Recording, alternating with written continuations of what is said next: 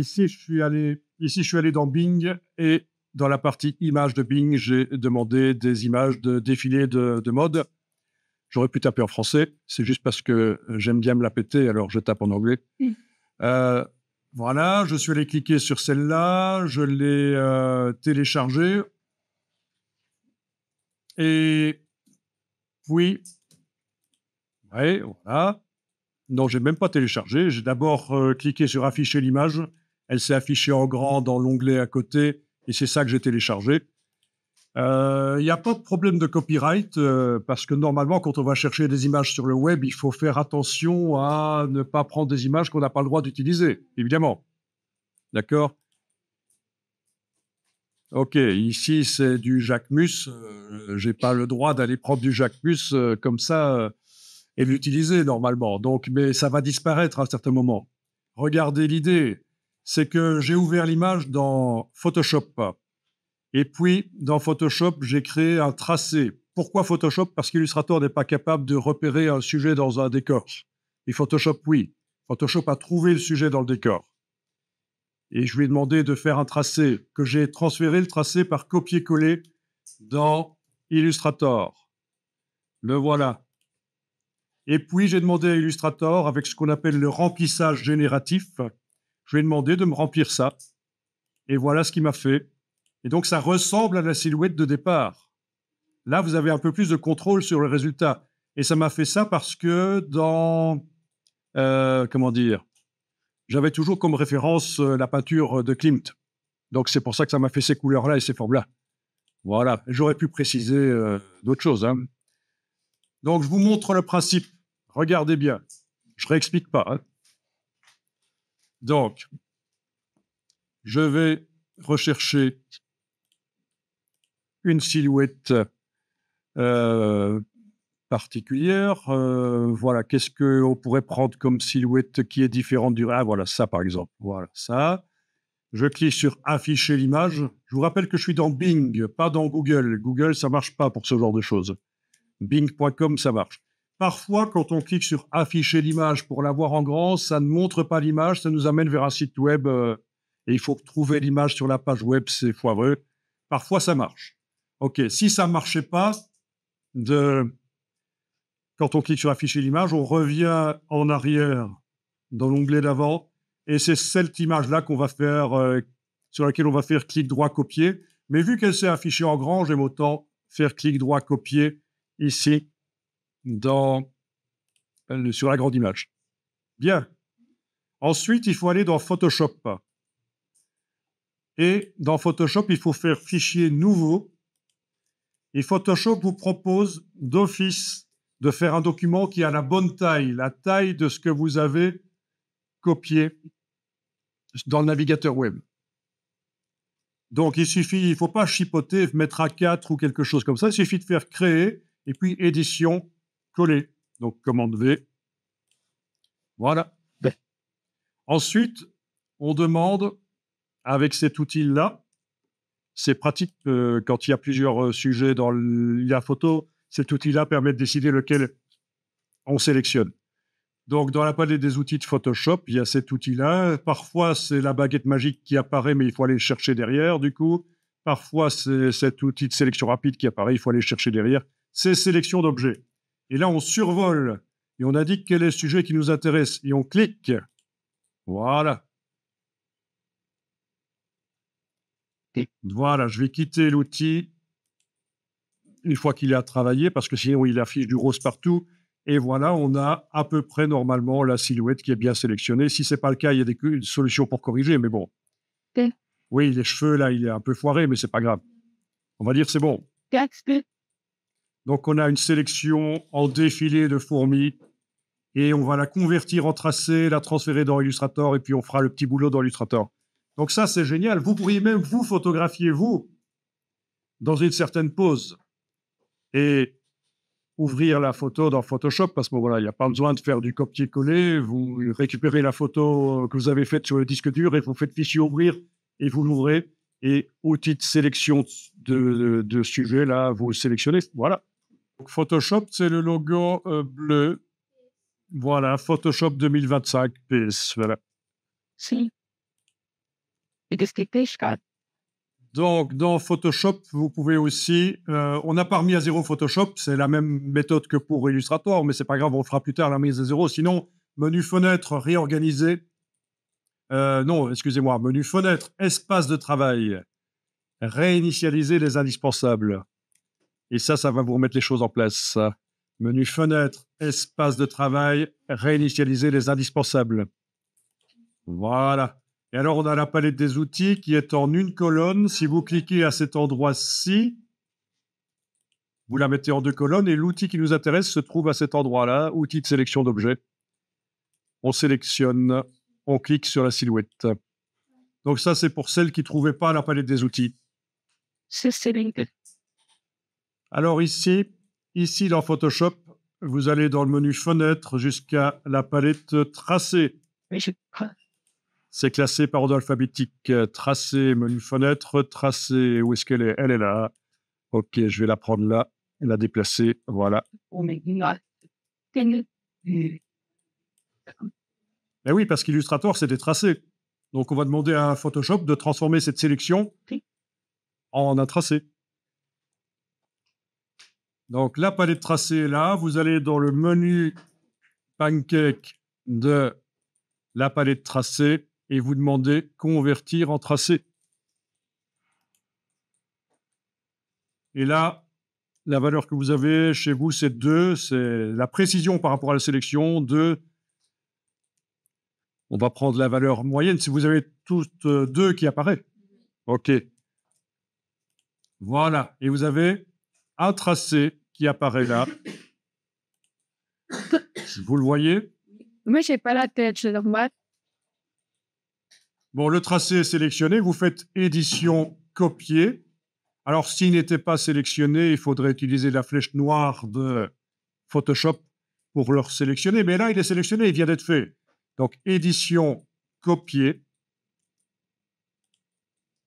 Et on passe dans Illustrator. Alors, pour passer dans Illustrator, pour passer d'un logiciel à l'autre, quand on est sur un Mac, c'est commande, tabulation.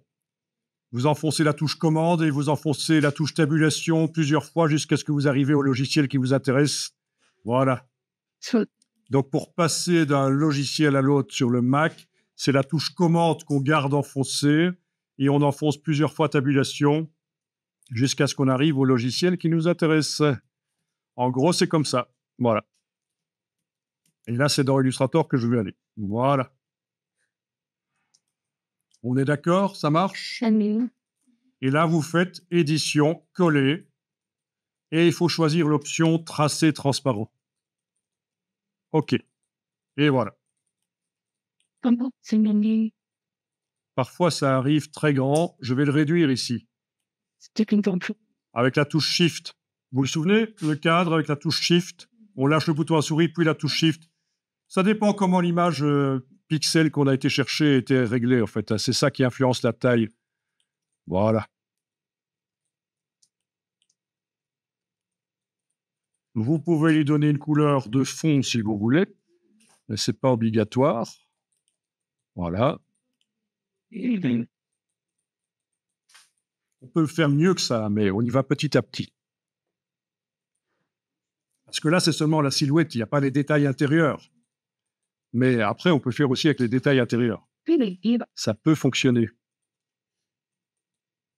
Bon, chez toi, c'est bizarre, il y avait un espace entre les deux jambes, ça se voyait clairement dans la sélection que tu avais faite dans Photoshop, où il traçait, mais ça ne se voyait pas quand tu mettais en couleur. Donc, ce que j'ai fait pour que ça se voit, j'ai fait, en ayant sélectionné la silhouette, j'ai fait objet, tracé, transparent, créer. Et c'est ça qui a fait les trous, là où il devait aller. Bon, je ne sais pas pourquoi chez toi ça ne marchait pas, mais en tout cas, objet, tracé, transparent, créé, ça a réglé le problème. Voilà. Alors, ce que vous devez faire, c'est avoir... Ce que vous devez faire, c'est sélectionner votre silhouette, peu importe sa couleur d'ailleurs, et est-ce que vous voyez dans la barre ici le mot remplissage génératif de la forme? La barre, je vous rappelle que si vous ne la voyez pas, il faut la faire apparaître par le menu fenêtre, barre des tâches contextuelles. Donc, vous cliquez sur remplissage génératif de la forme. Ensuite, vous pouvez aller sur la petite roue dentée ici et ça vous montre la boîte. Et là, vous voyez que vous allez faire ça, c'est le prompt d'avant. Voilà, je vais toujours le garder. La précision de la forme, c'est par rapport à la forme que je lui propose, à quel point il va faire un dessin qui colle à ça ou pas. Le nombre de détails, voilà, oui, je peux mettre au maximum, pourquoi pas. Là, le style, j'ai toujours ma peinture comme référence stylistique, pourquoi pas. Je clique sur générer. Et donc, c'est la même chose que tout à l'heure, sauf que ça va tenir compte de la forme. C'est la même chose que les premières choses qu'on avait faites, générer une scène ou un sujet. Mais là, on lui impose de tenir compte de la forme. Voilà. Quand c'est fait, je peux bouger ça. La forme d'origine, elle est toujours là, il n'y a pas de problème. Puis, avec la touche Alt, je déplace une fois, deux fois. Puis, je vais dire que celui du milieu, tiens, c'est celui du milieu. Celui de droite, c'est celui de droite. Voilà, j'ai donc déjà 3 versions. Voilà. C'est pas joli, ça? Bon, mais bien sûr, si on regarde la photo, Photoshop, il n'a pas tenu compte du fait qu'il y avait un pantalon, il n'a pas tenu compte du décolleté hyper plongeant, parce qu'il ne le voit pas, en fait. Parce qu'il n'a que la silhouette. Mais ça, c'est une autre chose. On peut tenter de lui montrer à quoi il doit coller. Ben, c'est déjà pas mal d'arriver à influencer la silhouette. Donc, je récapépète. Vous avez votre silhouette. Vous devez... Regardez si vous n'y êtes pas arrivé. Vous devez, dans la barre contextuelle, cliquer sur remplissage génératif de la forme. Ensuite, cliquez sur la roue, c'est mieux pour pouvoir contrôler un maximum. Voilà. Donc, vous êtes pas dans la boîte générer des vecteurs, comme tout à l'heure. Elle ressemble très fort, mais c'est la boîte remplissage génératif de la forme. Vous mettez le prompt que vous voulez pour indiquer qu'est-ce que vous voulez comme style. Vous indiquez à quel point ça doit coller à la forme que vous lui proposez ou pas. Dans ce cas-là, tiens, juste pour rigoler, je vais mettre faible, mais normalement, il faut mettre élevé si vous voulez que ça colle vraiment, qu'il tienne vraiment compte de la forme la silhouette que vous lui proposez. Le niveau de détail, on peut aussi changer. La référence stylistique, j'ai toujours ma référence, ma peinture.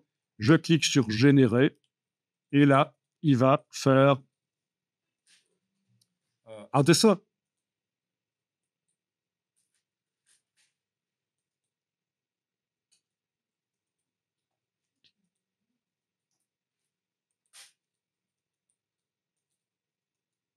Voilà, je le bouge.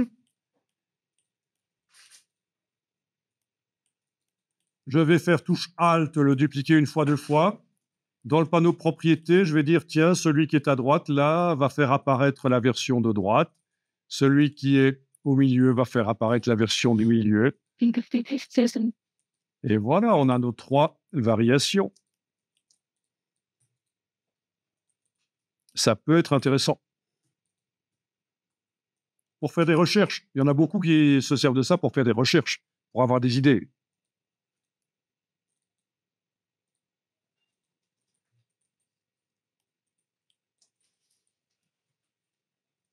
Bon, c'est la folie, quoi, ce truc. Hein. C'est la folie, moi, je vous dis. Je vais prendre du keyfaring, par exemple, juste pour vous montrer l'influence du style. Hein. Voilà, alors je vais essayer de trouver du keyfaring. Ah tiens, ça, par exemple. Voilà, ça. Je vais copier ça dans Illustrator. Normalement, c'est sous copyright. On ne peut pas le diffuser, du keyfaring ou du Klimt ou quoi. Mais vu que ça ne sert que de référence visuelle, c'est pas grave. Donc, je vais recommencer. J'en étais là, voilà, la silhouette là, c'est bien celle-là. Non, c'est pas celle-là, j'en étais avec celle-là, ouais. Oui, la dernière sur laquelle je travaillais, c'était celle-là, la verte. Donc, je sélectionne la silhouette verte. Dans mon cas, remplissage génératif de la forme, la roue dentée. Et là, je vais juste changer quelque chose, c'est la référence stylistique. Je vais dire que je remplace la ressource. Donc, à la place de mon tableau de Klimt, ça va être le tableau de keyfaring. Voilà. Qu'est-ce qu'il va me faire? Générer. et on va voir ce qui se passe. Il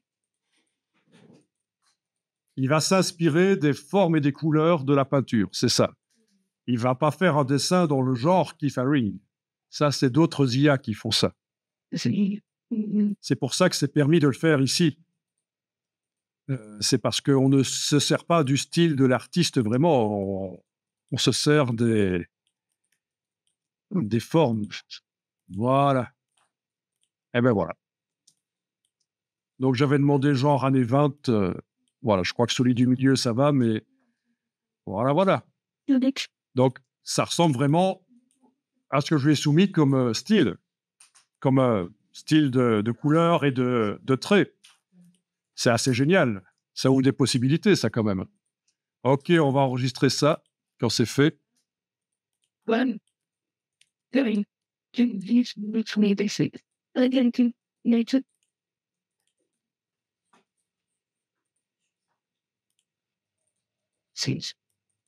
Bon, là, j'ai zoomé en arrière. J'ai fait plein de trucs qui sont en dehors du plan de travail, mais c'est pas trop un problème. Alors, je voudrais savoir, est-ce que ça a été pour générer les choses, ça marche? Vous avez vu le principe donc de la sélection de la silhouette dans Photoshop et puis se servir pour contrôler le dessin.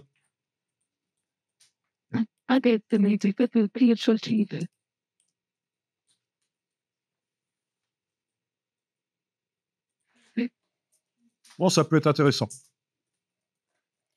Bon, la suite, je vous montre, vous pouvez terminer ce que vous êtes en train de faire et puis je vous montre quand même la suite, ce qui va être fait. Comme ça, vous voyez en quoi ça va consister.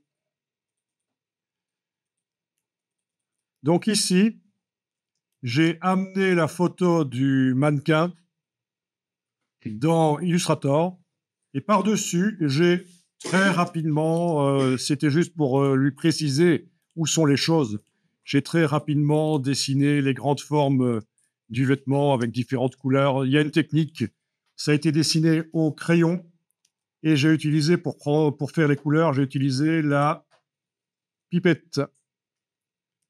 Voilà, donc je vous expliquerai la technique pour dessiner rapidement une silhouette comme ça. Quand j'ai déplacé une copie de la silhouette ici, et puis j'ai demandé de faire du remplissage génératif de forme, et ça m'a fait quelque chose qui est un peu plus fidèle au dessin. Ensuite, voilà. Là, j'ai précisé que je voulais une femme, parce que là, c'est de la génération sans aucun prompt. Oui, si on regarde dans la palette propriété, la petite roue dentée, oui, il y avait aucun prompt. Par contre, pour celui du dessus, c'est le même dessin que j'ai utilisé. Ah tiens, il y a une chaussure qui a disparu dans le processus. Ok, je vois.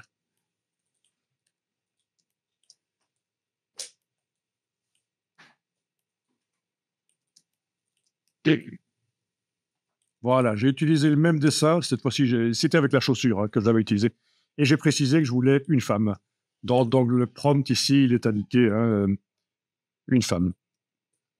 OK. Et alors, je me suis rendu compte que le même dessin, mais si je mets un rectangle blanc derrière et que je lui demande de générer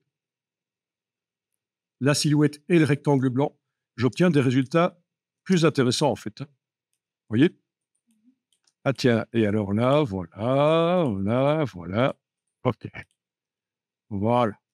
Donc c'est vrai que les deux, celui du milieu et celui de droite, c'est un peu, il s'est planté.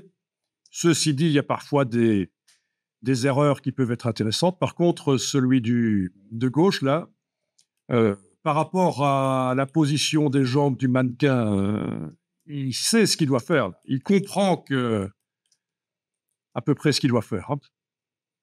Vous voyez, donc c'est une autre approche, pourquoi pas, de faire ça sur base d'un dessin où il y a un peu précisé où étaient les éléments. Pourquoi pas. Donc ça, c'est la suite.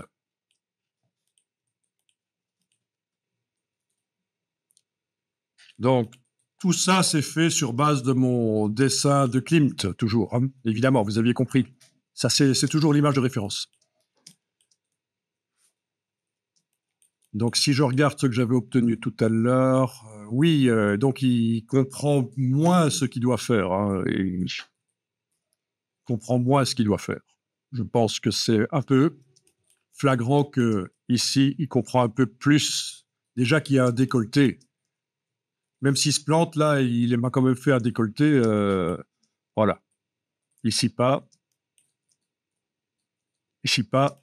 Donc finalement, c'est la version sur fond blanc qui donne les meilleurs résultats. En plus, il y a un contour noir qu'on n'a pas ici sur les autres.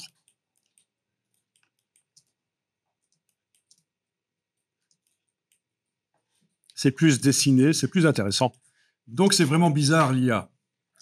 Donc tout le monde est en train d'expérimenter l'IA, tous les graphistes, tous les vidéastes, etc. Et on est tous en train de découvrir des astuces pour obtenir des bons résultats. Avec la flèche blanche plus, normalement, si je clique sur le personnage plusieurs fois, il va finir par être entièrement sélectionné, oui.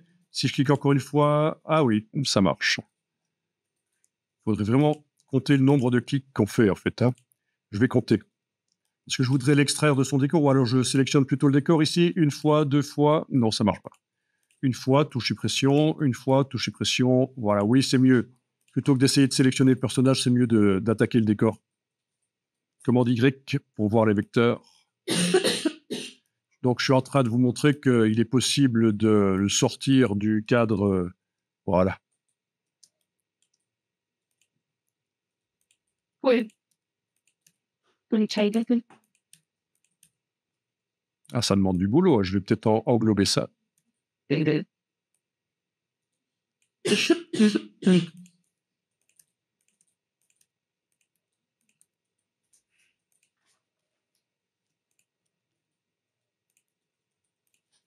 Ah, il faudra que je refasse le chapeau.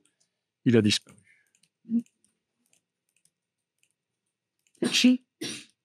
Waouh, annulé. Oh, ceci dit, c'est pas mal, ça. Mais j'annule quand même.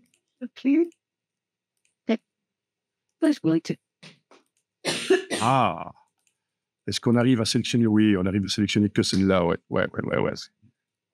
Voilà, très intéressant.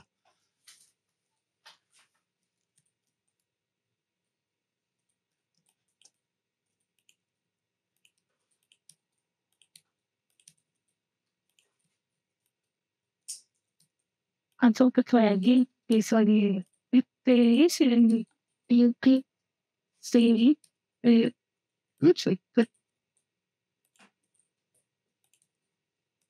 in case the first section and also here trading it is like theory teaching. Et ça, c'est quoi? Eh ben,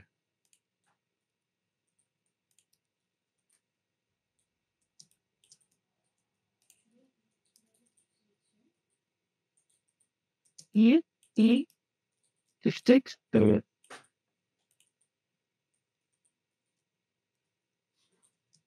need to perceive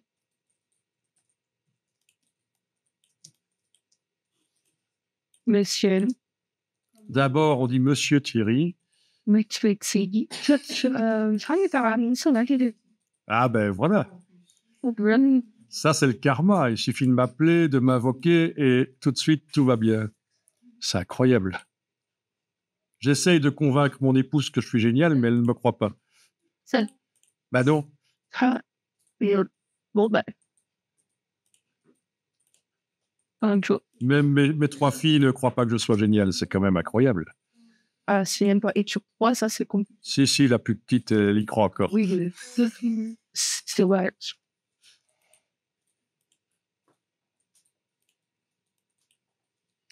And good stuff about the drawing, the thing